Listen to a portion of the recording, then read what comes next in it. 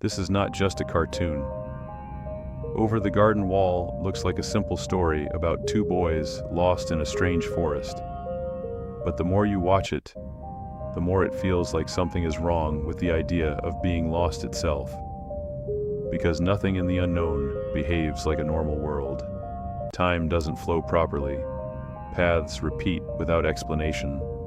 And every direction feels like it leads you back to the same place, as if the forest is not a location, but a system, a closed loop designed for something to stay inside it.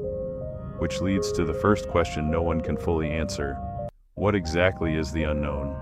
Most people call it a fantasy world, but it doesn't behave like imagination. It behaves like containment, like something built around a boundary you are not allowed to see. And the more you think about it, the more one idea becomes unavoidable. What if the unknown is not over there? What if it is what remains when something else has been removed? That's where the meaning of the journey starts to shift. Because Wirt and Greg don't feel like travelers. They feel like they are passing through something they don't understand. A process rather than a place. A transition between states that was never meant to be observed. Then there is the beast. And this is where the logic of the world completely breaks. Because the beast doesn't behave like a monster that attacks. He behaves like something that waits for certainty to disappear. He doesn't chase, he listens. He grows stronger when decisions stop happening, which raises a disturbing possibility. What if the beast is not a creature inside the forest, but a function of it?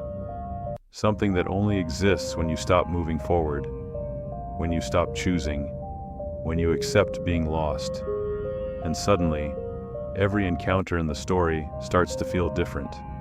The characters they meet don't feel random anymore. They feel arranged, like fragments placed along a path that is meant to be followed, not questioned, as if the unknown is not discovering them, but constructing their awareness step by step. Which leads to the most controversial question in the entire theory. Did Wirt and Greg die?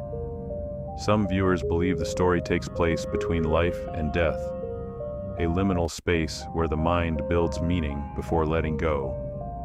But there is another interpretation that is more unsettling. What if this is not about death at all? What if it is about awareness?